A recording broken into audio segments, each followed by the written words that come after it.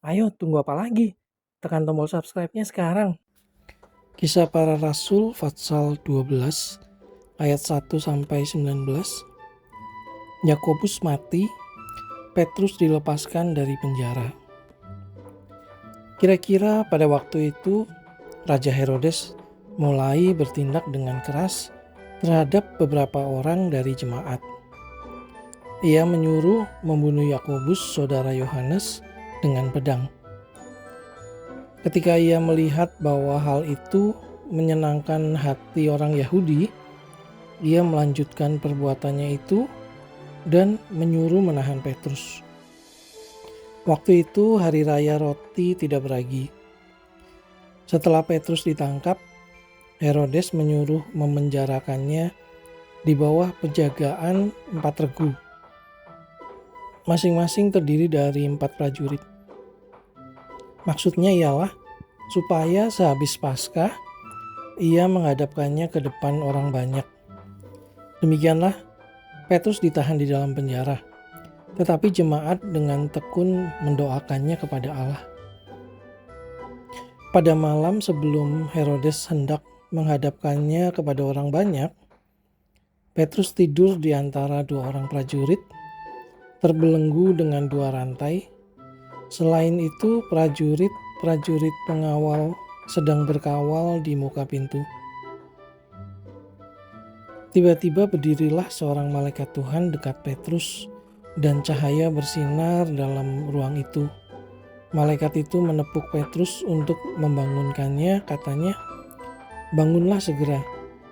Maka gugurlah rantai itu dari tangan Petrus. Lalu kata malaikat itu kepadanya, "Ikatlah pinggangmu dan kenakanlah sepatumu." Ia pun berbuat demikian. Lalu malaikat itu berkata kepadanya, "Kenakanlah jubahmu dan ikutlah aku." Lalu ia mengikuti malaikat itu keluar, dan ia tidak tahu bahwa apa yang dilakukan malaikat itu sungguh-sungguh terjadi. Sangkanya ia melihat suatu penglihatan.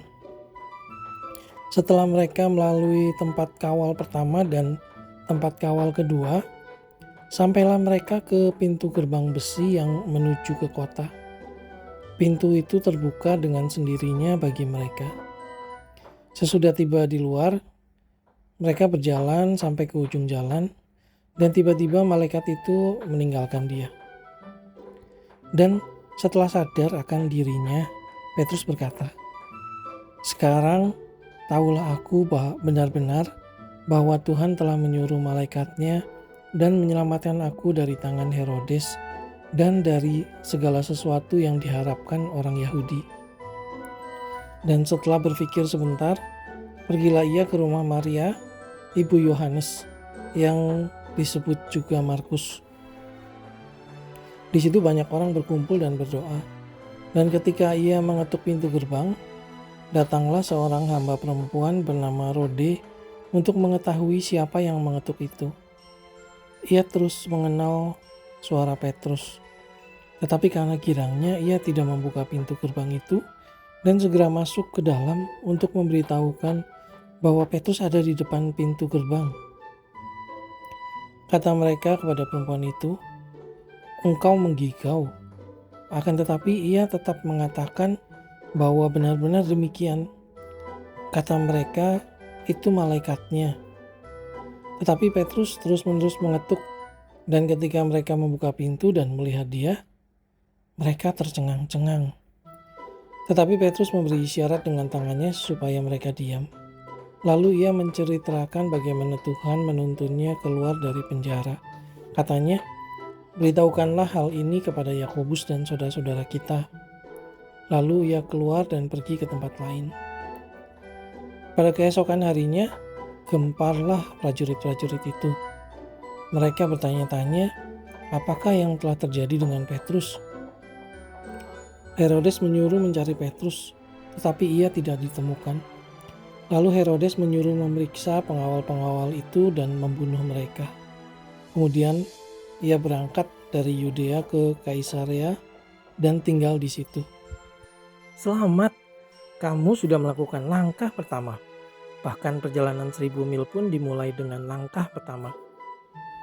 Kisah Para Rasul Fatsal 12 ayat 20-23. Herodes mati. Herodes sangat marah terhadap orang Tirus dan Sidon. Atas persetujuan bersama, mereka pergi menghadap dia. Mereka berhasil membujuk Blastus, pegawai istana raja, ke pihak mereka. Lalu mereka memohonkan perdamaian karena negeri mereka beroleh bahan makanan dari wilayah raja. Dan pada suatu hari yang ditentukan, Herodes mengenakan pakaian kerajaan, lalu duduk di atas tahta dan berpidato kepada mereka. Dan rakyatnya bersorak membalasnya, "Ini suara Allah dan bukan suara manusia." Dan seketika itu juga ia ditampar malaikat Tuhan karena ia tidak memberi hormat kepada Allah. Ia mati dimakan cacing-cacing.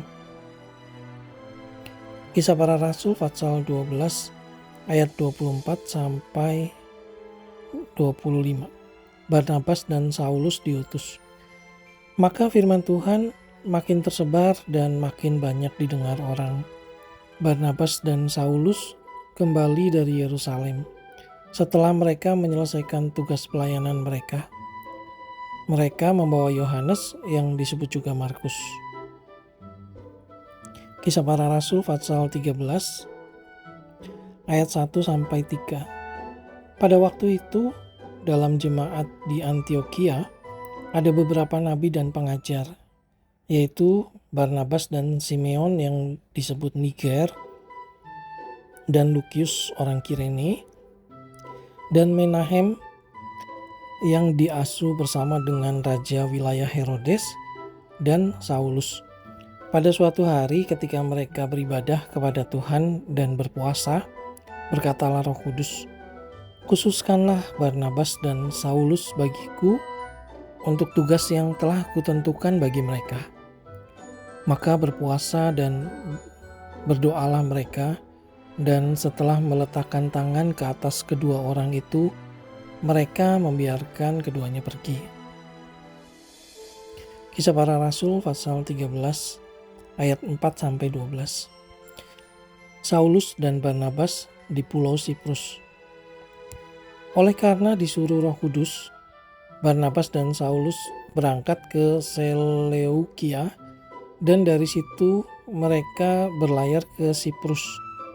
Setiba di Salamis, mereka memberitakan firman Allah di dalam rumah-rumah ibadat orang Yahudi.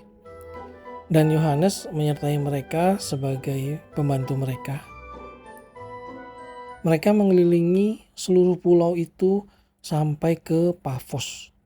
Di situ mereka bertemu dengan seorang Yahudi bernama Bar-Yesus. Ia seorang tukang sihir dan nabi palsu. Ia adalah kawan gubernur pulau itu, Sergius Paulus, yang adalah orang cerdas. Gubernur itu memanggil Barnabas dan Saulus karena ia ingin mendengar firman Allah.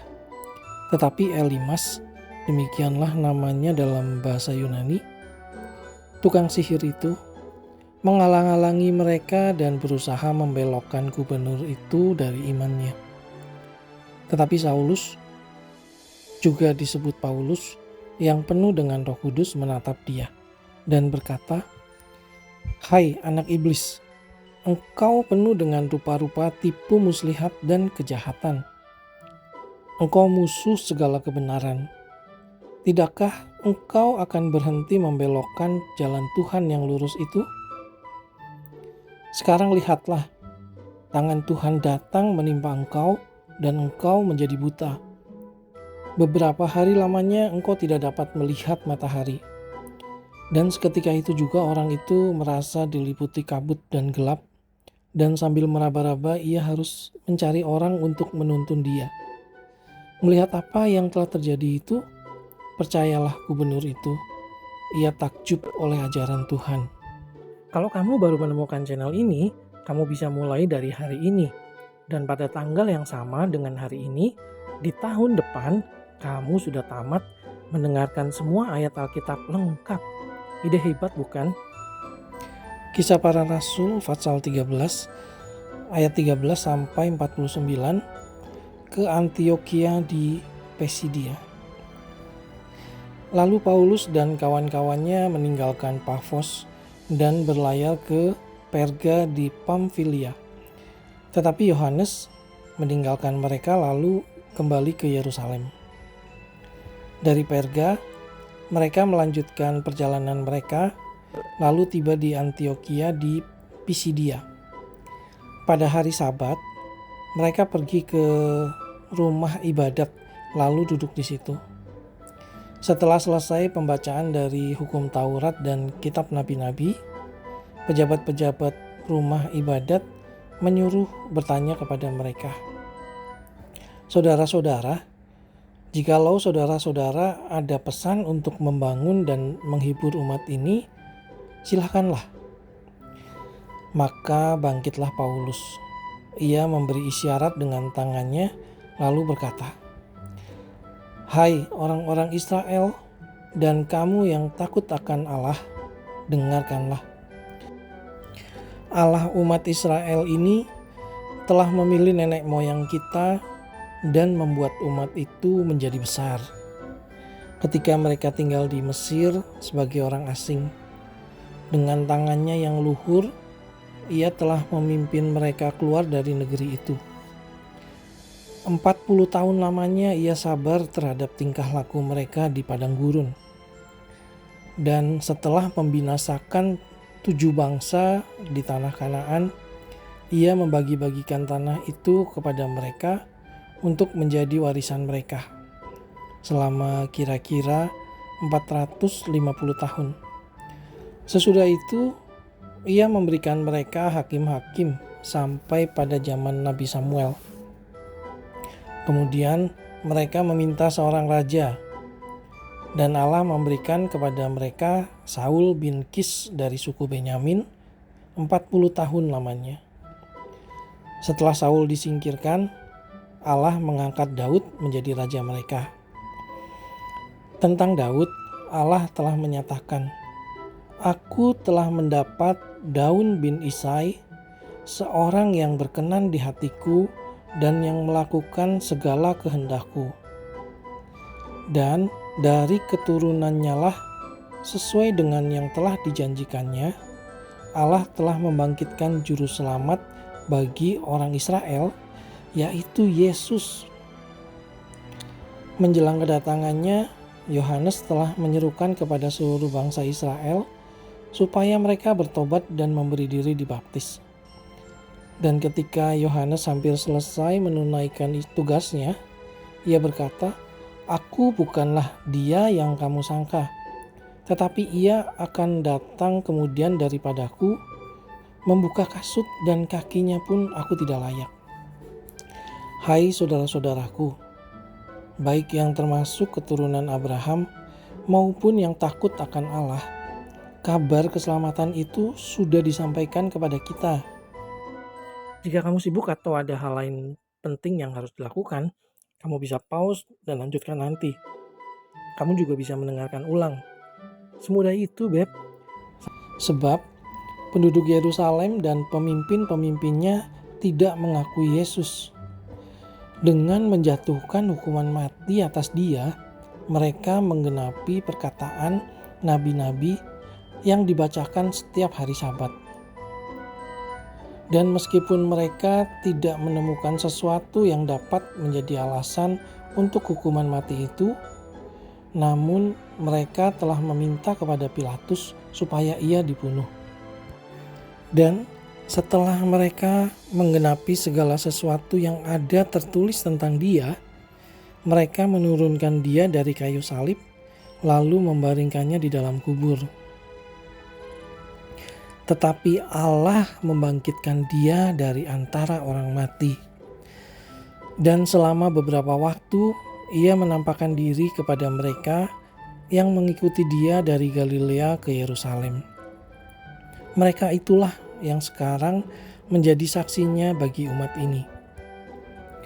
Dan kami sekarang memberitakan kabar kesukaan kepada kamu, yaitu bahwa janji yang diberikan kepada nenek moyang kita telah digenapi Allah kepada kita. Keturunan mereka dengan membangkitkan Yesus seperti yang ada tertulis dalam Mazmur kedua, "Anakku, engkau, aku telah memperanakan engkau pada hari ini." Allah telah membangkitkan dia dari antara orang mati dan ia tidak akan diserahkan kembali kepada kebinasaan. Hal itu dinyatakan oleh Tuhan dalam firman ini, "Aku akan menggenapi kepadamu janji-janji yang kudus yang dapat dipercayai, yang telah kuberikan kepada Daud." Sebab itu ia mengatakan dalam Mazmur yang lain, "Engkau tidak akan membiarkan orang kudusmu melihat kebinasaan." Sebab Daud melakukan kehendak Allah pada zamannya. Lalu ia mangkat dan dibaringkan di samping nenek moyangnya. Dan ia memang diserahkan kepada kebinasaan. Tetapi Yesus yang dibangkitkan Allah tidak demikian. Jadi ketahuilah, hai saudara-saudara, oleh karena dialah maka diberitakan kepada kamu pengampunan dosa. Dan di dalam dialah setiap orang yang percaya memperoleh pembebasan dari segala dosa yang tidak dapat kamu peroleh dari hukum Musa. Karena itu waspadalah, supaya jangan berlaku atas kamu apa yang telah dikatakan dalam kitab nabi-nabi. Ingatlah hai kamu penghina-penghina, tercenganglah dan lenyaplah, sebab aku melakukan sesuatu pekerjaan dalam zamanmu, suatu pekerjaan yang tidak akan kamu percayai jika diceritakan kepadamu.